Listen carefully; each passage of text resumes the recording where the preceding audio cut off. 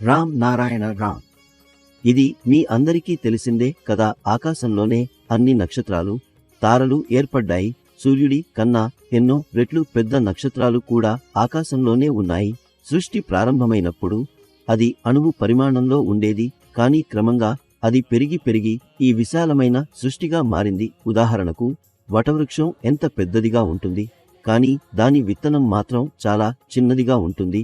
ఆ చిన్న విత్తనాన్ని నాటినప్పుడు అది క్రమంగా ఎదుగుతూ ఒక రోజు ఒక మహా వటవృక్షంగా మారుతుంది. అదే విధంగా ఆకాశంలో ఉన్న తారలు, నక్షత్రాలు మొదటిలో చిన్న విత్తనాల్లా చిన్నవే.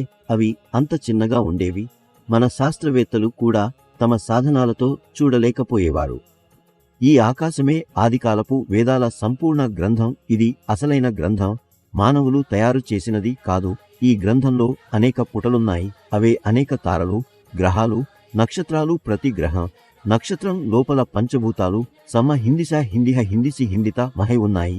ఈ నక్షత్రాలన్నీ పంచభూతాల వల్లే ఏర్పడ్డాయి. వాటిలో నీరు ఉంది, శక్తి ఉంది, గాలి ఉంది, అన్నీ ఉన్నాయి. ఈ సమస్త వాటి నుండే ప్రకృతి జన్మించింది. మనమందరం ప్రకృతి భాగమే. ప్రకృతిలోని శక్తి వల్లే మన మనస్సు, మేధ, వివేకం ఉద్భవించాయి. ఇదే వివేకం మనకు జీవితాన్ని ఎలా జీవించాలో నేర్పుతుంది. మనం తప్పు చేస్తే అది మళ్ళీ మళ్ళీ మనకు హెచ్చరిక ఇస్తుంది. మన మనస్సు, వివేకం కేవలం మంచి చెడు తేడా చెప్పడమే కాదు, మన మొత్తం అభివృద్ధిలో కూడా తోడ్పడతాయి. ప్రకృతికి ఒక నియమం ఉంది. అది ఒక క్రమబద్ధమైన పద్ధతిలో నడుస్తుంది. ఇదే క్రమం దాన్ని ఒకటిగా కట్టిపడేస్తుంది. అంతరిక్షంలో ఉన్న అన్ని గ్రహ నక్షత్రాలు ఒక సమతౌల్యం పాటిస్తూ నడుస్తున్నాయి. అవి ఎప్పుడూ ఒకదానితో మరొకటి ఢీకొనవు. ఎందుకంటే అవన్నీ ఒక నియమం ప్రకారమే నడుస్తున్నాయి. ఆకాశంలో ఎప్పుడూ ఎవరిపై వివక్ష ఉండదు, ద్వేషం ఉండదు. మరి భూమిపై మనుషుల మధ్య ఎందుకు విభేదాలు, ద్వేషం, అసూయ ఉంటుంది? మానవుడు ఎందుకు మతం పేరుతో, జాతి పేరుతో భేదభావం కలిగిస్తున్నాడు? మనం ఎందుకు ప్రకృతిని చూసి ఎలా నియమంతో సౌకర్యంగా జీవించాలో నేర్చుకోం?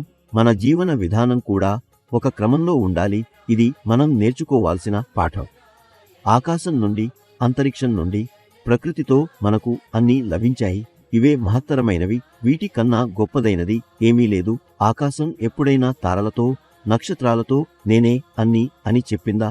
నా ముందు మీరు చిన్నవే అని చెప్పిందా? లేదు కదా. మరి మానవుడు ఇవి అన్నీ ఇచ్చినదే అయినా ఎందుకు ఇలా గర్వభావంతో నేనే అన్నీ అంటున్నాడు? ఎందుకు ఈ స్వభావాన్ని పెంచుకుంటున్నాడు? ఇవే మనిషి స్వభావాన్ని మార్చాల్సిన అవసరం ఉంది. భూమిపై కూడా అందరూ సమానంగా జీవించాలంటే, ఎవ్వరూ ఎవ్వరిపై ద్వేషం లేదా అసూయ కలిగి ఉండకూడదంటే ఈ మార్పు అవసరం.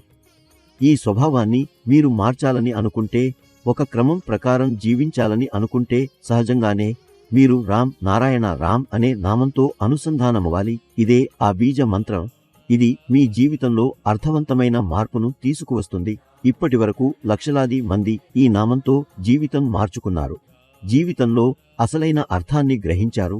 మరి మీరు ఎందుకు ఆలస్యం చేస్తున్నారు? మీకు ఎప్పుడు సమయం దొరికినా రామ్ నారాయణ రామ్ అనే నామాన్ని జపించండి. క్రమంగా ఈ నామం మీ శ్వాసలతో కలిసిపోతుంది, మీ శరీరంలోని ప్రతి కణంలో పరవశిస్తుంది.